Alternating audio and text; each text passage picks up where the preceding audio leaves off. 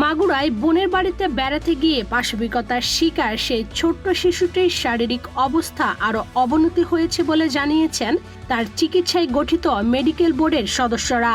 12 March বুধবার সকালে দুইবার শিশুটির কার্ডিয়াক অ্যারেস্ট বা আকস্মিকভাবে হৃদস্পন্দন বন্ধ হয়েছে।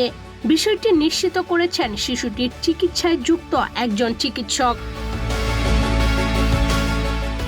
ঢাকার সম্মিলিত সামরিক হাসপাতালের চিকিৎসকদের নিয়ে গঠিত মেডিকেল বোর্ডের এক সদস্য জানান তার অবস্থা আরও জটিল।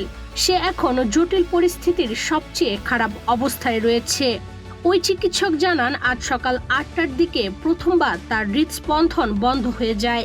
চিকিৎসার মাধ্যমে তার হৃদস্পন্দন ফিরে আসে। এর কিছু সময় পর দ্বিতীয়বারের মতো তার হৃদস্পন্দন বন্ধ হয়ে যায়। তখনও চিকিৎসার মাধ্যমে তা ফিরে আসে। চিকিৎসকরা জানান 8 বছরের ছোট্ট শিশুটির মস্তিষ্ক বর্তমানে প্রতিক্রিয়াহীন অবস্থায় রয়েছে। সাধারণত মস্তিষ্কের আঘাতের কারণে কোনো ব্যক্তির চেতনার মাত্রাকে বলা হয় গ্লাসগো কোমা বা জিসিএস। বর্তমানে শিশুটির গ্লাসগো কোমা স্কেল 3, যার স্বাভাবিক মাত্রা হলো 15। জিসিএস 3 অবস্থাকে মস্তিষ্কের প্রতিক্রিয়াহীন অবস্থা বলে বিবেচনা করা হয়। ঘটনার সময় শিশুটিকে যখন ফাঁস দিয়ে হত্যার চেষ্টা করা হয় তখন তার মস্তিষ্কে অক্সিজেনের ঘাটতি হয়। পরদিন বেলা 11টায় হাসপাতালে নেওয়ার আগ পর্যন্ত এই অবস্থায় তাকে ফেলে রাখা হয়েছিল। এ কারণে দীর্ঘ সময় অক্সিজেন না পেয়ে মস্তিষ্কের বড় ধরনের ক্ষতি হয়েছে।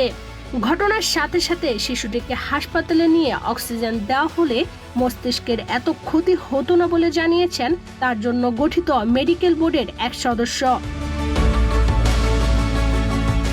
এর আগে 5 মার্চ বুধবার বড় বোনের বাড়িতে বেড়াতে গিয়ে বোনের শ্বশুরের পাশবিকতার শিকার হয় 8 বছরের ছোট্ট শিশু আসিয়া। জানা যায় ওই দিন রাত 10টার দিকে খাবার খেয়ে বড় বোন ও তার স্বামীর সঙ্গে একই কক্ষে ঘুমায় শিশুটি। রাত 2:30টার দিকে বড় বোন ঘুম থেকে জেগে দেখেন ছোট বোন পাশে নেই, মেঝেতে পড়ে আছে। পরদিন 6 মার্চ বৃহস্পতিবার বেলা 11টার দিকে অচেতন অবস্থায় শিশুটিকে মাগুরা 250 শয্যা বিশিষ্ট হাসপাতালে নেওয়া হয়। সেদিনই উন্নত চিকিৎসার জন্য শিশুটিকে ঢাকায় আনা হয়। শারীরিক অবস্থার অবনতি হলে পরদিন তাকে লাইফ সাপোর্টে নেওয়া হয়। শারীরিক অবস্থার আরও অবনতি হলে 8 মার্চ শনিবার বিকেলে উন্নত চিকিৎসার জন্য তাকে রাজধানীর সম্মিলিত সামরিক হাসপাতালে নেওয়া হয়। বর্তমানে সেখানে তিনি লাইফ সাপোর্টে রয়েছে। এদিকে ধর্ষণের ঘটনায় গ্রেফতার শিশুটির দুলাভাই ও দুলাভাইয়ের বাবা সহ 4 জনকে রিমান্ডে নেওয়া হয়েছে। নিরাপত্তার কথা বিবেচনা করে 9 মার্চ রবিবার রাত 12টার দিকে Magura chief judicial magistrate Mohammad Abdul মতিনের আদালতে শুনানি শুরু হয়। এ সময় পুলিশ আসামিদের 10 দিনের রিমান্ড আবেদন করলে আদালত 1 নম্বর আসামি হিটু শেখকে 7 দিন এবং বাকিদের 5 দিন করে রিমান্ড মঞ্জুর করেন।